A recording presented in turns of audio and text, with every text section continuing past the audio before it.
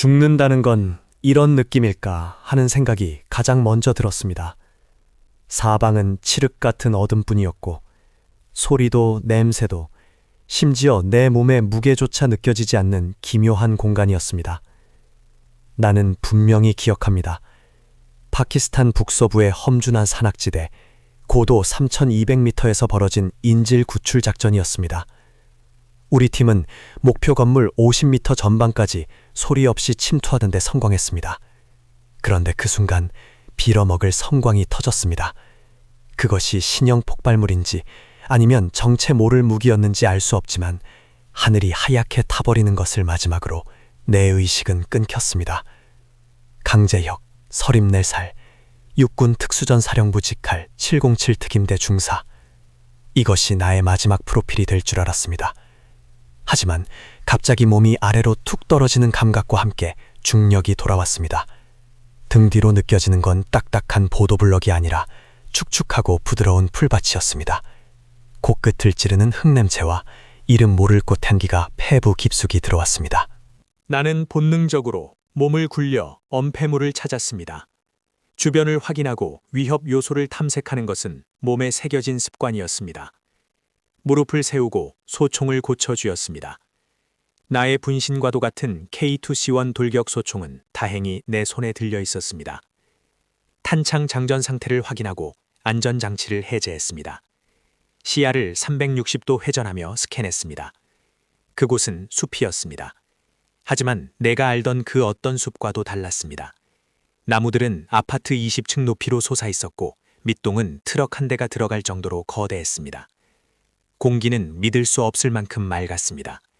미세먼지도 자동차 배기가스도 화약 냄새도 전혀 없는 순수한 자연의 냄새였습니다. 이명이 들려왔지만 나는 정신을 집중했습니다. 팀원들은 보이지 않았습니다. 박상사도 김하사도 그 누구의 흔적도 없었습니다. 통신기를 눌러보았지만 지지직거리는 잡음조차 들리지 않았습니다.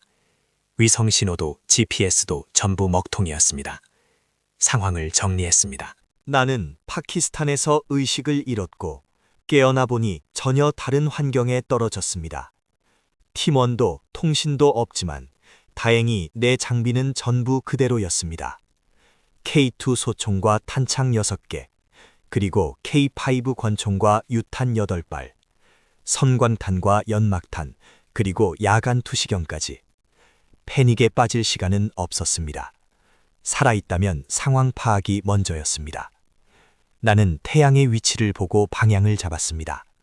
정오에 가까운 시간이었고 나는 동쪽으로 이동하기 시작했습니다. 10분쯤 걸었을 때 사람의 목소리가 들렸습니다. 분명히 사람의 목소리였지만 내가 아는 그 어떤 언어와도 달랐습니다. 영어도 아랍어도 아니었습니다. 한쪽에서는 겁에 질린 비명이 들렸고 다른 쪽에서는 비웃음 섞인 거친 목소리들이 들려왔습니다. 나는 소리 없이 나무 뒤로 몸을 숨겼습니다. 공터에는 5명의 남자가 있었습니다. 4명은 영화에서나 보던 철제 갑옷을 입고 검과 창을 들고 있었습니다. 그들 앞에는 피를 흘리며 쓰러진 중년 남자와 그를 지키려는 어린 소녀가 서 있었습니다. 갑옷을 입은 사내 중 하나가 비열하게 웃으며 소녀의 팔을 낚아챘습니다. 나는 소총을 조준했습니다.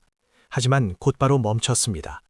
탄약은 한정되어 있고 소음은 내 위치를 노출시킬 것이었습니다. 나는 소총을 내리고 전술 라이플을 뽑았습니다. 소리 없이 접근하는 것은 나의 전공이었습니다.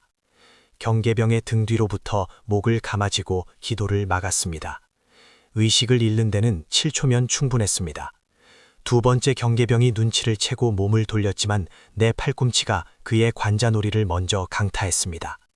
소녀를 괴롭히던 나머지 2놈이 나를 발견했을 때 나는 이미 권총을 뽑아든 상태였습니다. 그들은 생전 처음 보는 총구 앞에서 얼어붙었습니다. 창을 던지려던 놈의 발치에 경고 사격을 가했습니다. 숲을 뒤흔드는 거대한 격발음과 함께 나무줄기가 터져나갔습니다. 사내들은 소변을 지리며 도망쳤습니다.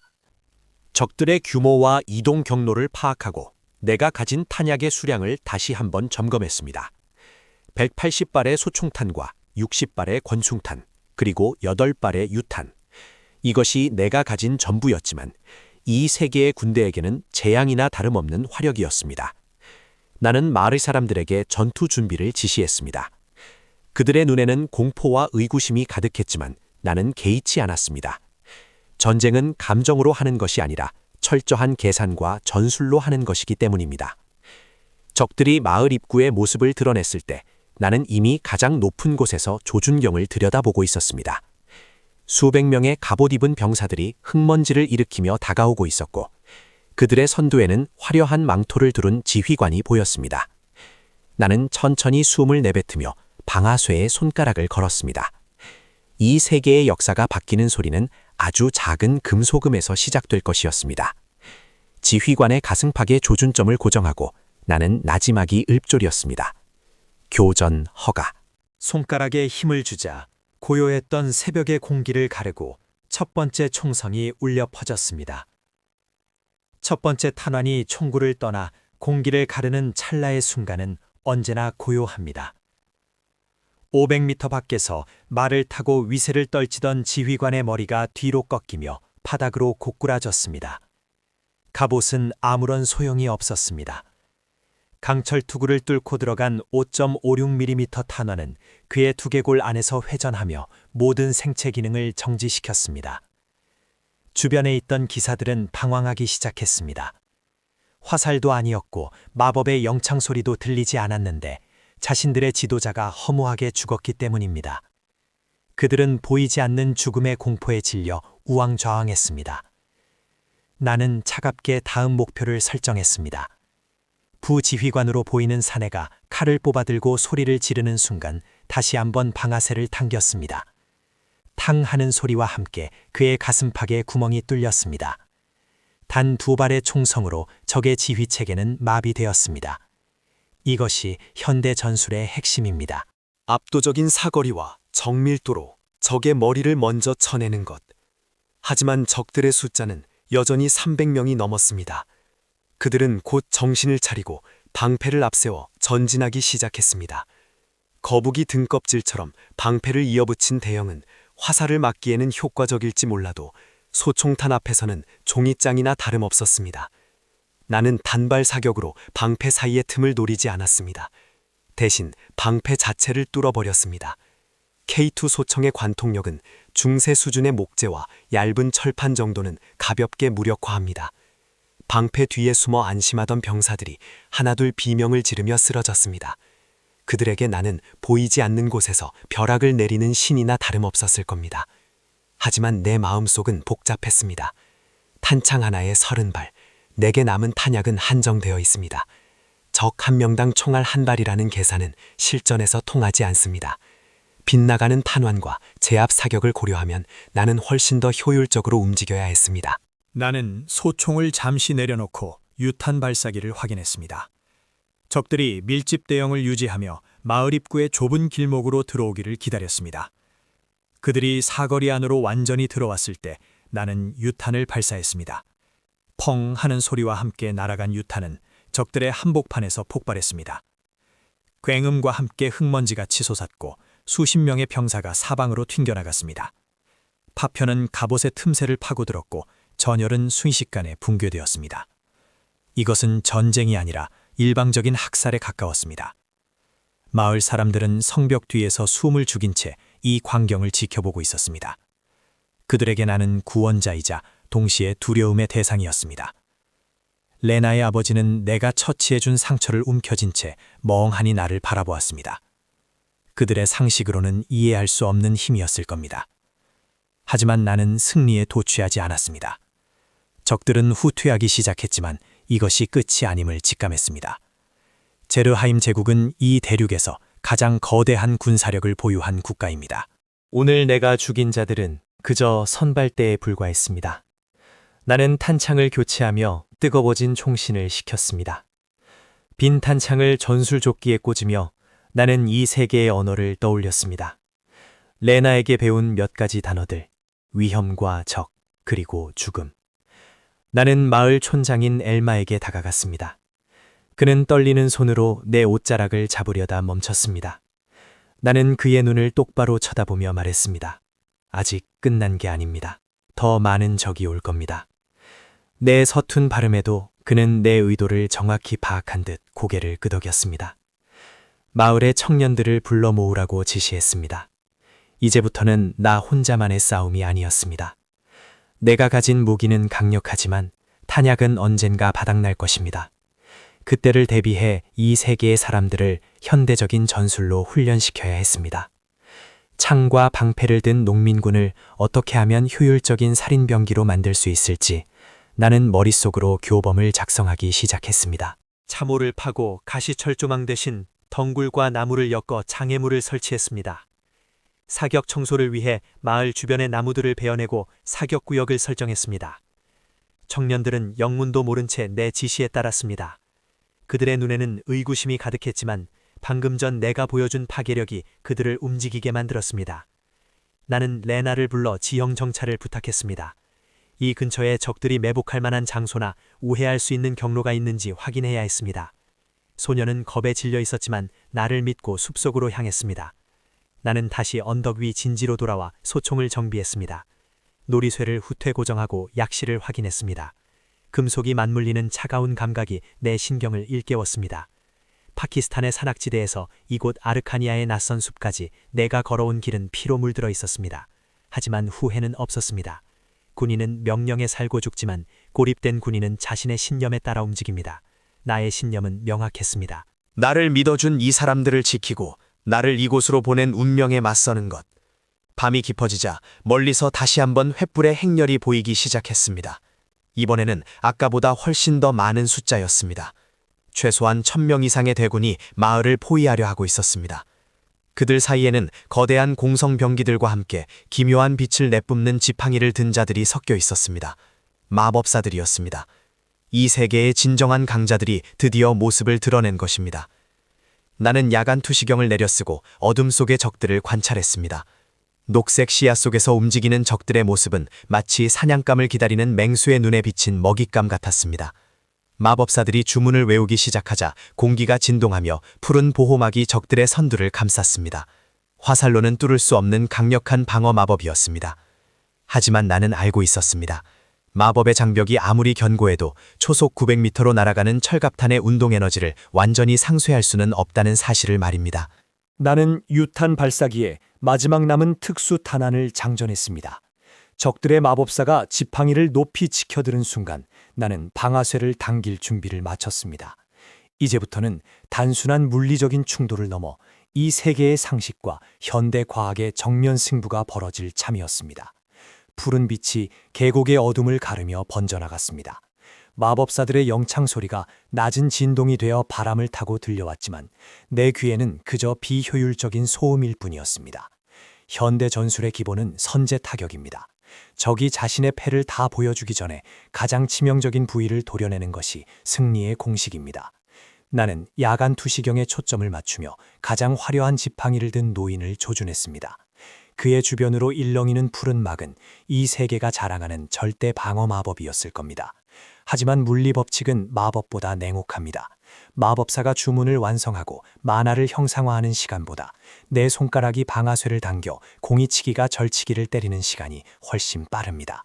그리고 총구를 떠난 탄환이 음속의 3배에 가까운 속도로 공간을 가르는 순간 이미 승부는 결정된 것이나 다름없습니다.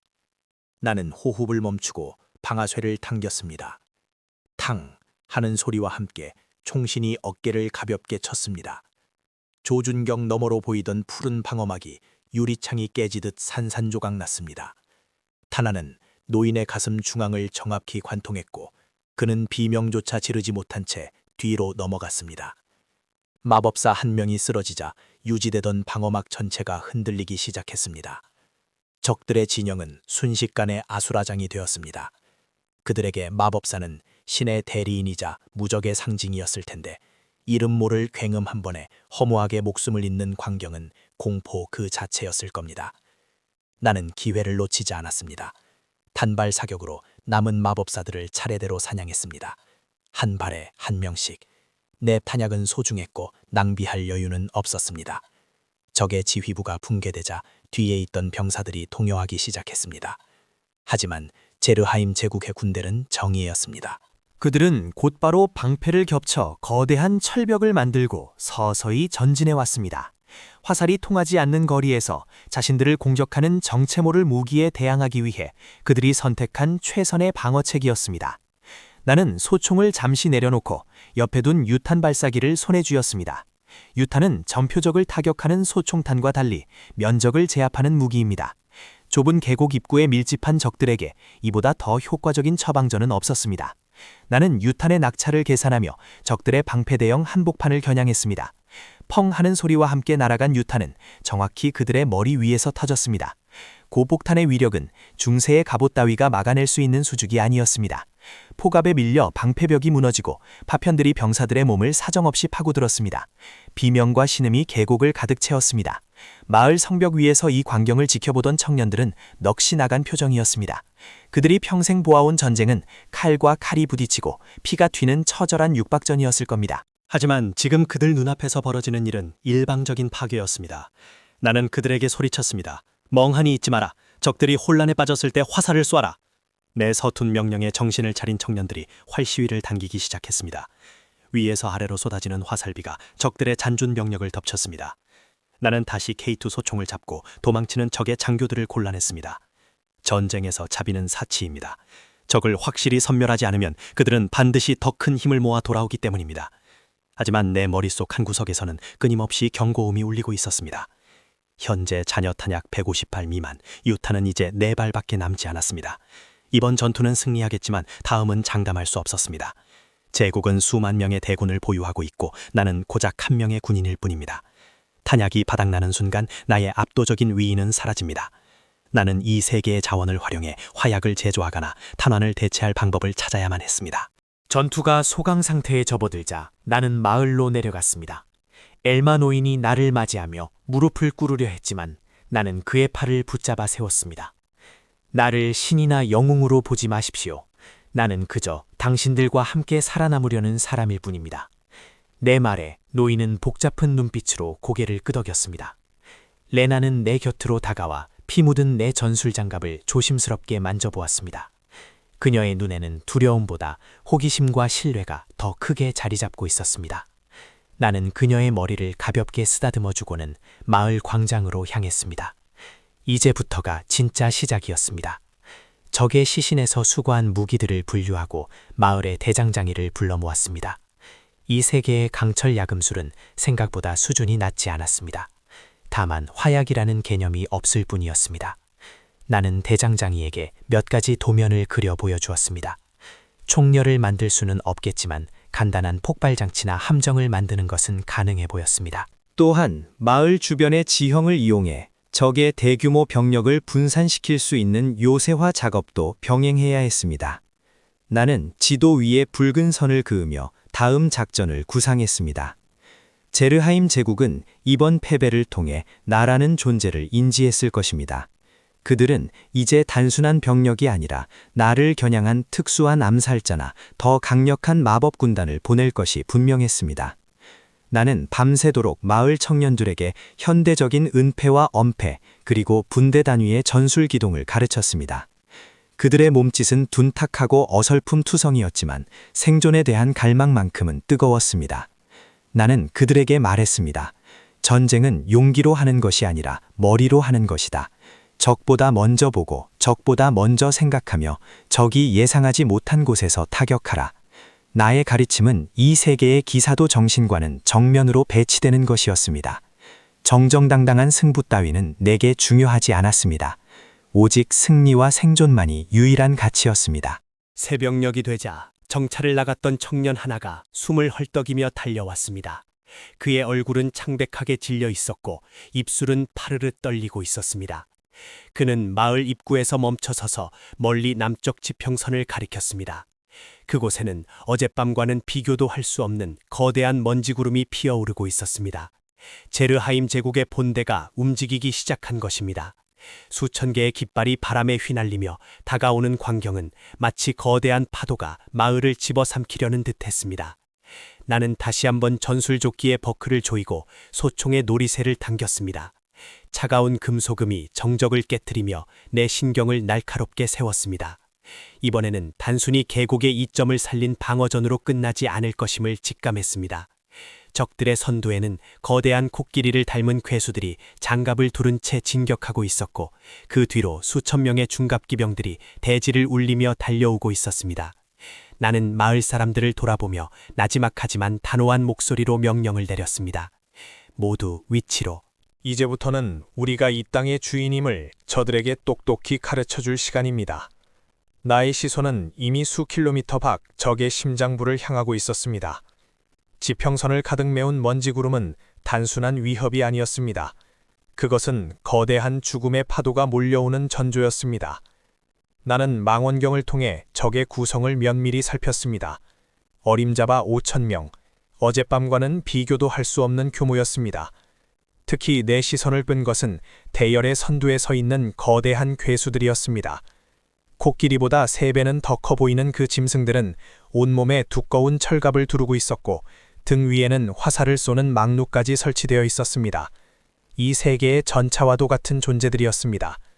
내 소총탄으로 저 두꺼운 철갑과 가죽을 뚫고 치명상을 입히기란 쉽지 않아 보였습니다. 5.56mm 탄환은 대인 저지력은 뛰어나지만 저런 거대한 생명체를 단숨에 무력화하기에는 질량이 부족했습니다. 나는 즉시 계획을 수정해야 했습니다. 정면 대결은 자살 행위였습니다. 탄약은 한정되어 있고 적은 압도적입니다. 내가 선택할 수 있는 유일한 길은 비대칭 전술뿐이었습니다. 나는 마을 대장장이와 노인들을 다시 불러 모았습니다. 그리고 그들에게 이 근처에서 구할 수 있는 가장 인화성이 강한 물질이 무엇인지 물었습니다. 그들은 마석이라는 기묘한 돌을 보여주었습니다. 마법사들이 마력을 보충할 때 쓰는 돌이지만 충격을 가하면 폭발하는 성질이 있다고 했습니다. 나는 무릎을 탁 쳤습니다. 이것이 바로 내가 찾던 해결책이었습니다. 현대의 지식과 이 세계의 자원을 결합한 새로운 무기. 나는 대장장이에게 철통 속에 마석과 날카로운 새 조각들을 가득 채우라고 지시했습니다. 그리고 그것을 긴 밧줄로 연결해 원격으로 터뜨릴 수 있는 함정을 설계했습니다.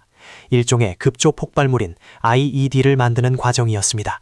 청년들은 내가 만드는 기괴한 물건을 보며 겁에 질린 표정을 지었지만 나는 멈추지 않았습니다. 전쟁은 가장 효율적인 방법으로 적을 살상하는 행위입니다. 도덕이나 기사도 따위는 살아남은 자들이 쓰는 역사책에나 나오는 수식어일 뿐입니다. 나는 레나에게 마을 뒤편의 숲길로 노약자들을 대피시키라고 명령했습니다. 그리고 그녀의 손에 작은 신호탄 하나를 쥐어주었습니다. 만약 마을이 뚫리고 내가 신호를 보내면 주저하지 말고 숲 깊숙이 도망치라고 당부했습니다. 레나는 눈물이 그렁그렁한 눈으로 나를 바라보았지만 나는 차갑게 외면했습니다. 감정은 판단을 흐리게 만듭니다. 지금 내게 필요한 것은 냉철한 전술가로서의 머리뿐이었습니다. 적들의 거리가 1km 안으로 좁혀졌습니다. 대지를 울리는 괴수들의 발소리가 마을 성벽까지 진동으로 전해졌습니다.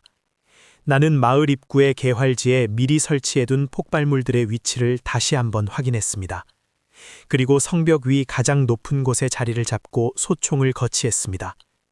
이번에는 단발 사격이 아니라 연사 모드로 전환했습니다.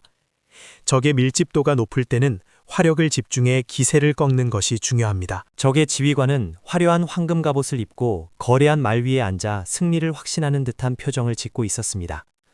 그는 아마도 어젯밤의 패배가 그저 운이 나빴거나 소수의 마법사가 방심했기 때문이라고 생각했을 겁니다. 하지만 그는 틀렸습니다.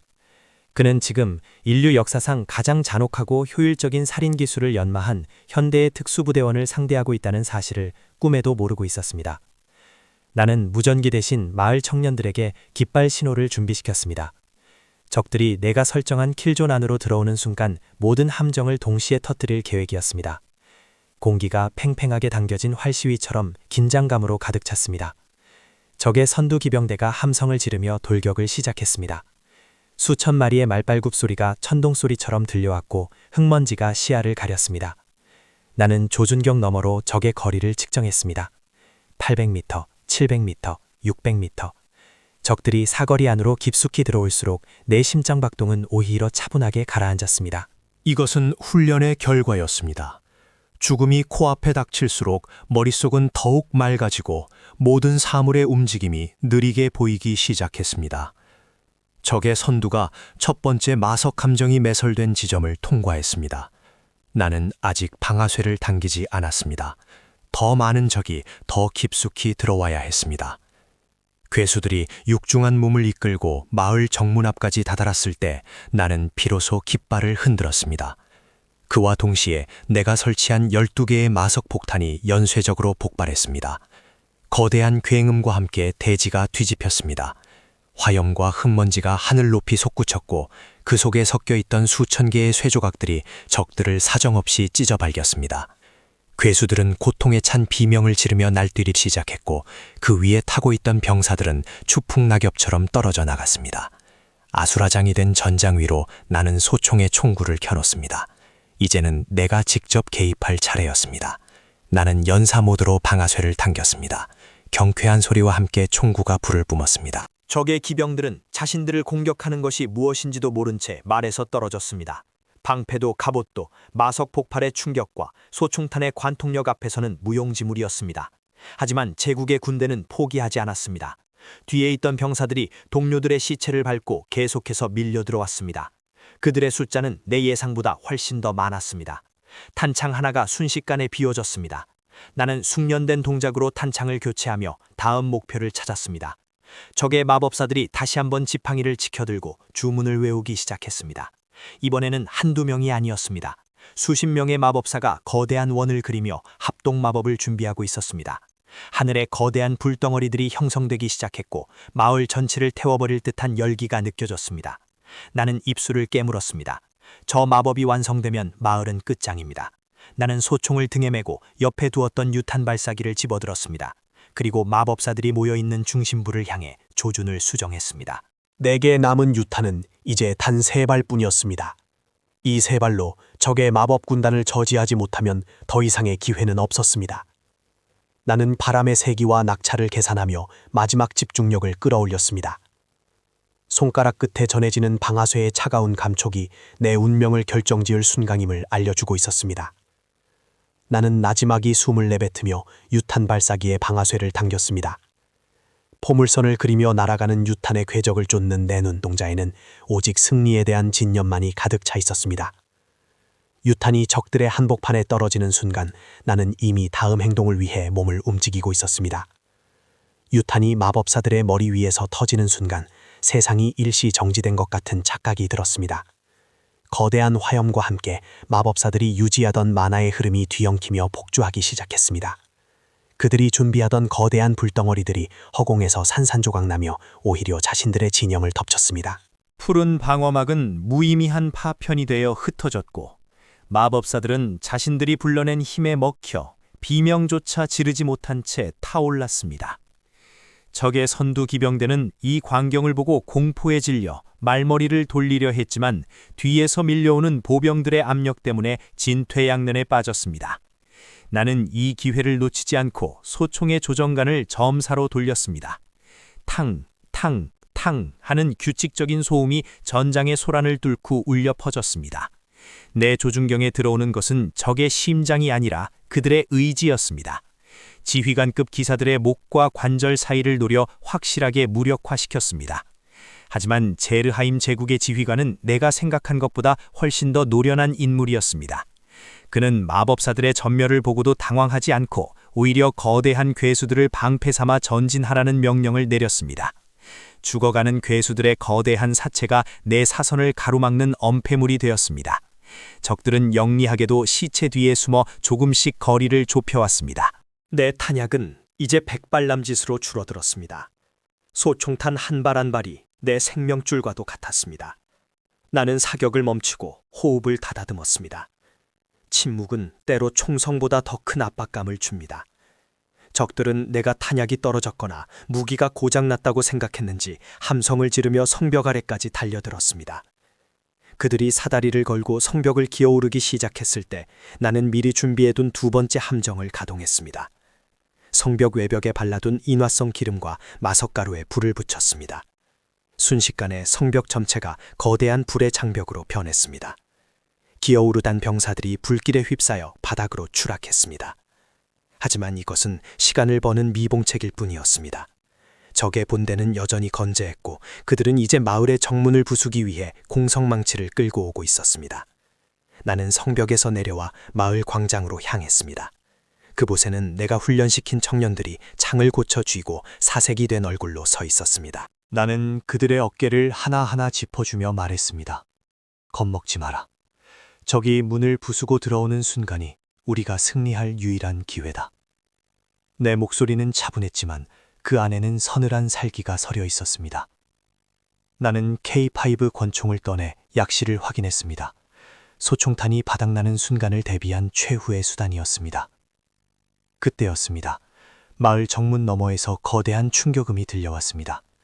쾅 하는 소리와 함께 두꺼운 나무 문이 비명을 지르며 흔들렸습니다. 제국의 정예 보병대인 철갑 보병들이 문틈으로 쏟아져 들어오기 시작했습니다. 그들은 일반 병사들과 달리 전신을 두꺼운 강철로 감싸고 있었고 마법적인 강화까지 받은 상태였습니다. 내 소총탄으로도 한 발에 쓰러뜨리기 힘든 괴물들이었습니다. 나는 청년들에게 신호를 보냈습니다. 미리 파놓은 함정 구덩이로 적들을 유인해야 했습니다. 철갑보병들은 자신들의 방어력을 과신하며 거침없이 광장으로 밀고 들어왔습니다. 나는 그들의 선두를 향해 소총을 연사했습니다. 탄환이 강철 갑옷에 부딪히며 불꽃을 튀겼지만 그들은 주춤거릴 뿐 멈추지 않았습니다. 이것이 이 세계의 진정한 무력이었습니다.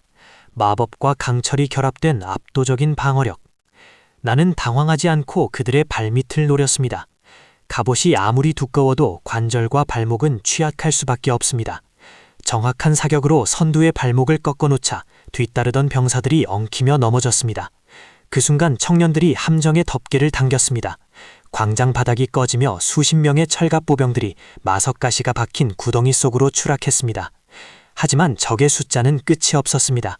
문 밖에는 여전히 수천 명의 병사가 대기하고 있었고 성벽 곳곳에서는 이미 백병전이 벌어지고 있었습니다. 나는 소총의 마지막 탄창을 끼웠습니다. 이제 내게 남은 소총탄은 30발이 전부였습니다.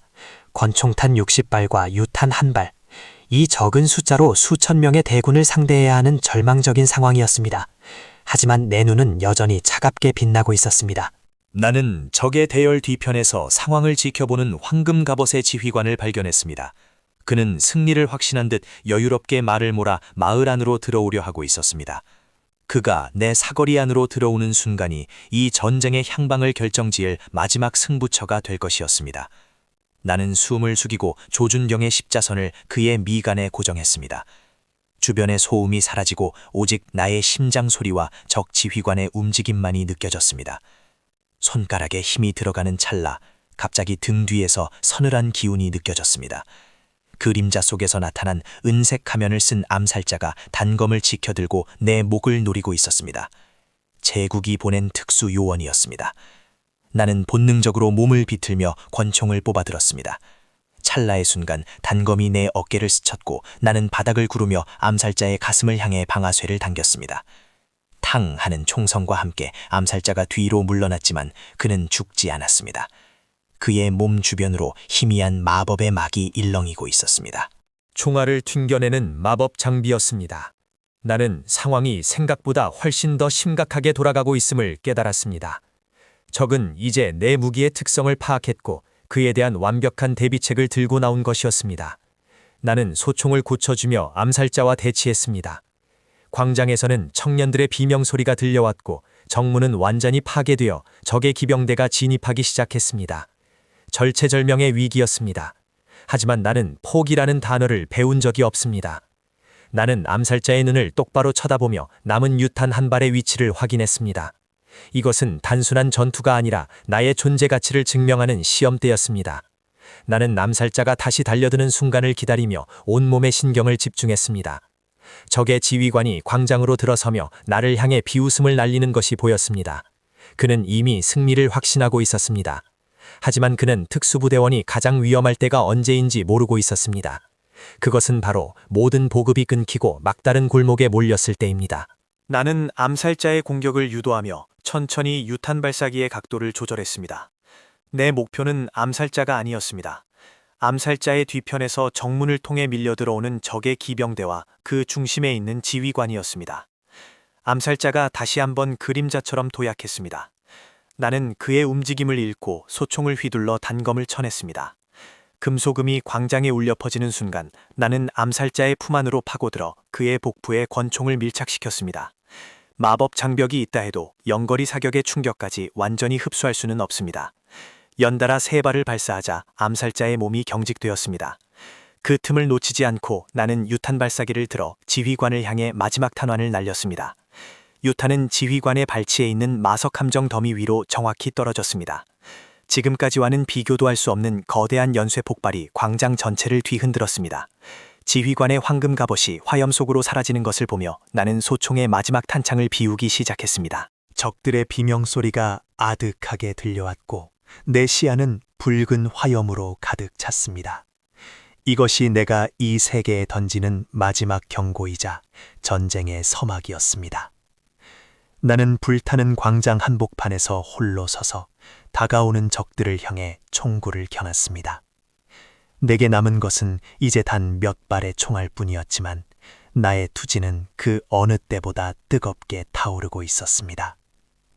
적들은 주춤거리며 나를 애워쌌고 나는 그들의 눈에서 처음으로 진정한 공포를 읽을 수 있었습니다. 그것은 단순한 무기에 대한 두려움이 아니라 죽음을 두려워하지 않는 인간에 대한 근원적인 공포였습니다. 나는 나지막이 을조렸습니다. 아직 한 발 남았다. 내 손가락이 마지막 방아쇠를 당기기 위해 움직였습니다. 폭발은 단순한 화염이 아니었습니다.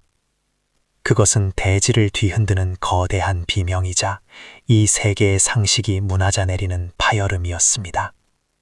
거대한 마석 더미가 연쇄적으로 터지며 발생한 충격파는 광장 전체를 집어삼켰습니다. 황금 갑옷을 입고 오만하게 서 있던 지휘관은 그 거대한 힘에 밀려 말과 함께 허공으로 붕괴되었습니다. 하지만 연기가 거치고 드러난 광경은 내 예상을 뛰어넘었습니다. 지휘관은 죽지 않았습니다. 그의 몸 주변으로 핏빛처럼 붉은 마력이 소용돌이치고 있었습니다. 그것은 생명력을 태워 방어력을 극대화하는 금지된 마법이었습니다. 그의 황금 갑옷은 군데군데 찢겨 나갔고 투구 사이로 흐르는 피가 그의 얼굴을 기괴하게 물들이고 있었습니다. 그는 짐승 같은 포효를 내지르며 거대한 대검을 휘둘렀습니다. 그 한 번의 휘두름에 주변에 있던 아군과 적군이 동시에 날아갔습니다. 이성이 마비된 괴물의 등장이었습니다. 나는 K2 소총의 방아쇠를 당겼습니다. 탕, 탕, 탕. 3발의 총알이 그의 가슴팍에 박혔지만 그는 멈추지 않았습니다. 마력으로 강화된 그의 근육과 뼈는 소총탄의 충격을 견뎌내고 있었습니다. 내 손안의 소총이 가벼워졌습니다. 놀이쇠가 후퇴 고정되며 마지막 탄환이 소진되었음을 알렸습니다. 나는 주저없이 소총을 등 뒤로 넘기고 허벅지 홀스터에 있던 K5 권총을 뽑았습니다. 적 지휘관과의 거리는 이제 10m도 남지 않았습니다. 그는 대검을 머리 위로 지켜들고 나를 향해 도약했습니다. 그 압도적인 중압감 앞에 일반적인 인간이라면 다리가 굳어버렸을 겁니다. 하지만 나는 707 특임대에서 수만 번의 가상 전투를 치른 전문가입니다. 나는 뒤로 물러나는 대신 오히려 그의 품 안으로 파고들었습니다. 그리고 왼손에 쥐고 있던 섬광탄의 안전핀을 뽑았습니다. 이 세계에는 전등도 용접불꽃도 없습니다. 밤을 밝히는 것은 오직 횃불과 희미한 마법의 빛뿐입니다. 그런 세계에서 400만 칸델라의 강렬한 빛과 170데시벨의 폭음은 신의 진노와도 같은 위력을 발휘합니다. 지휘관의 대검이 내 머리 위를 스쳐 지나가는 찰나 나는 섬광탄을 그의 발밑에 던졌습니다. 눈을 감고 고개를 돌리는 것은 본능적인 동작이었습니다. 쾅 하는 굉음과 함께 광장이 하얀 빛으로 가득 찼습니다. 적 지휘관은 물론이고 주변을 애워싸고 있던 제국병사 수백 명이 동시에 비명을 지르며 눈을 움켜쥐었습니다. 그들에게는 태양이 지상으로 내려온 것 같은 충격이었을 겁니다. 나는 그 찰나의 정적을 놓치지 않았습니다. 어깨의 상처에서 흐르는 피가 전술조끼를 적셨지만 통증은 느껴지지 않았습니다. 오직 생존했다는 안도감과 아직 끝나지 않았다는 긴장감만이 내 몸을 지배하고 있었습니다. 성벽 위에서 이 광경을 지켜보던 엘마 노인과 마을 사람들이 함성을 지르며 내려왔습니다. 그들은 도망치는 적들의 뒤를 쫓으며 자신들의 땅을 되찾기 시작했습니다. 레나가 내게 달려와 울먹이며 내 손을 잡았습니다. 그녀의 작은 손이 떨리는 것을 느끼며 나는 비로소 권총의 안전장치를 잠갔습니다. 광장은 시체와 화염 그리고 승리의 함성으로 뒤섞여 있었습니다. 나는 불타는 제국의 깃발을 밟으며 멀리 지평선을 바라보았습니다. 이번 전투는 승리했지만 이것은 거대한 전쟁의 아주 작은 조각일 뿐입니다. 제국은 이제 나라는 존재를 지우기 위해 모든 수단을 동원할 것입니다. 하지만 상관없습니다. 나는 이미 이 세계의 법칙을 깨뜨리는 방법을 알아냈습니다. 마법보다 빠른 탄환과 태양보다 밝은 섬광, 그리고 무엇보다 강력한 현대의 전술이 내 손에 있습니다. 나는 레나의 머리를 쓰다듬어주며 나지막이 말했습니다. 이제 시작이야. 마을 사람들은 나를 향해 무릎을 꿇고 경의를 표했지만 나는 그들의 시선을 피해 부서진 정문 쪽으로 걸어갔습니다. 내게 필요한 것은 찬사가 아니라 다음 전투를 위한 탄약과 정비였습니다. 나는 적들이 버리고 간 장비들을 살피며 쓸만한 금속과 마석을 수거하기 시작했습니다. 이 세계의 자원으로 현대 무기의 위력을 재현하는 것, 그것이 내가 이 세계에서 살아남아 끝까지 싸울 수 있는 유일한 방법이었습니다. 하늘에는 여전히 낯선 별들이 떠 있었지만 더 이상 두렵지 않았습니다. 나는 강재혁, 대한민국 육군 중사입니다. 어떤 지옥에 떨어지더라도 임무를 완수하고 살아남는 것이 나의 본질이기 때문입니다. 나는 부서진 성벽 너머로 저물어가는 달을 보며 다음 작전을 구상했습니다. 제국의 수도까지 가는 길은 멀고 험난하겠지만 나는 멈추지 않을 것입니다. 철의 용병이라 불리게 될 나의 전설은 이제 막 첫 페이지를 넘겼을 뿐이었습니다. 마을 청년들이 내 주변으로 모여들어 다음 지시를 기다리는 눈빛을 보냈습니다. 그들의 눈에는 더 이상 공포가 아닌 강한 투지가 서려 있었습니다. 나는 그들에게 짧고 단호하게 명령했습니다. 휴식은 없다. 전장을 정리하고 방어선을 재구축하라. 적은 반드시 다시 온다. 나의 말 한마디에 수백 명의 사람이 일사불란하게 움직이기 시작했습니다.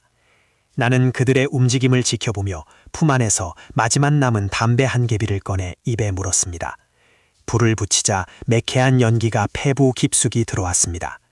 파키스탄의 산악지대에서 느꼈던 그 맛과 똑같았습니다. 나는 연기를 길게 내뱉으며 어둠 속으로 사라지는 적들의 잔당을 응시했습니다. 이제 이 세계의 전쟁 패러다임은 완전히 바뀔 것입니다. 검과 마법의 시대는 가고 철과 화약의 시대가 도래했음을 나는 나의 총성으로 증명할 것이었습니다. 지평선 너머에서 붉은 태양이 떠오르기 시작했고 나는 새로운 시대의 첫 번째 아침을 맞이하며 다음 발걸음을 내디뎠습니다. 담배 연기가 아침 안개와 섞여 허공으로 흩어집니다. 손가락 사이에 끼워진 필터가 뜨거워질 때까지 나는 아무 말 없이 전장을 바라보았습니다. 수천 명의 대군이 휩쓸고 지나간 자리는 처참했습니다. 부서진 갑옷과 꺾인 창들이 진흙탕 속에 굴러다니고 타버린 깃발에서는 여전히 매캐한 냄새가 올라왔습니다. 마을 사람들은 나를 신의 사자나 전설 속의 영웅처럼 떠받들며 환호하고 있었지만 내 마음은 차갑게 가라앉아 있었습니다. 승리의 기쁨보다 먼저 찾아온 것은 지독한 현실이었습니다. 전술조끼의 탄창 주머니를 하나씩 만져보았습니다.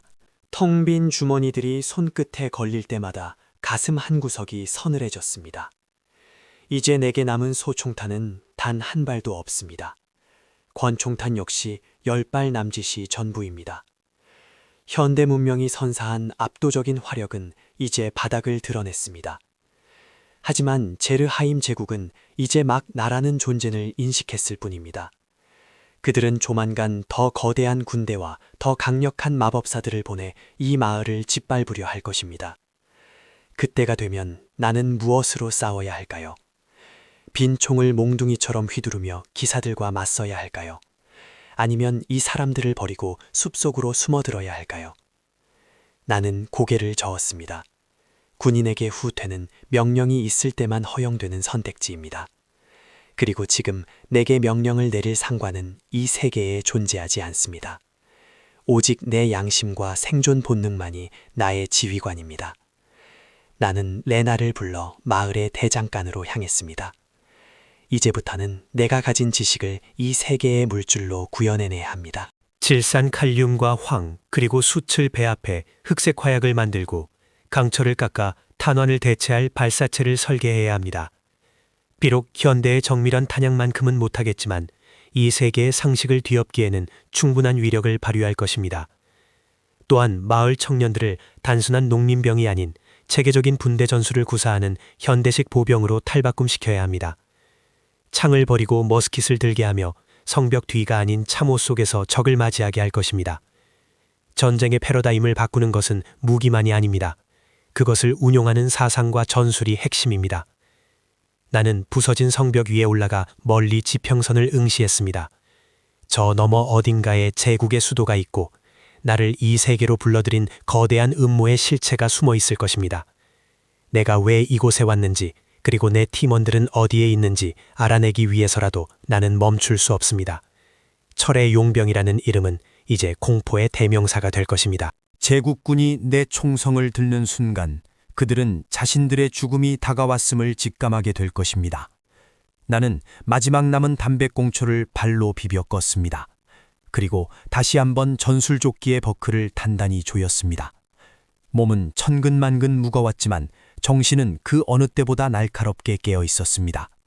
이제 아르카니아 대륙의 역사는 강제혁이라는 이름 석자를 중심으로 다시 쓰일 것입니다. 마법과 검의 시대가 저물고 강철과 화약의 시대가 열리는 그 잔혹하고도 위대한 여정이 지금 막 시작되었습니다. 나는 나를 바라보는 수많은 눈동자를 향해 천천히 고개를 끄덕였습니다. 우리는 살아남을 것이고 우리는 승리할 것입니다. 그것이 내가 이 땅에 발을 내디딘 유일한 이유이기 때문입니다. 다음 전투를 준비하기 위해 나는 대장간의 뜨거운 화덕 앞으로 걸어갔습니다. 망치 소리가 정적을 깨우며 새로운 전쟁의 서막을 알리고 있었습니다. 나는 나의 총을 다시 한번 정비하며 다가올 폭풍을 맞이할 준비를 마쳤습니다. 이 세계가 나를 불렀다면 그 대가를 치르게 해 주겠습니다. 나는 더 이상 길을 잃은 이방인이 아닙니다. 나는 이 세계의 질서를 재편할 유일한 전술가이자 가장 차가운 생존자입니다. 내 뒤에 서 있는 사람들의 목숨을 짊어진 채 나는 다시 한번 어둠 속으로 걸어 들어갔습니다. 저 멀리서 들려오는 늑대들의 울음소리조차 이제는 내 발걸음을 멈추게 할 수 없었습니다. 나의 전쟁은 이제부터가 진짜 시작입니다.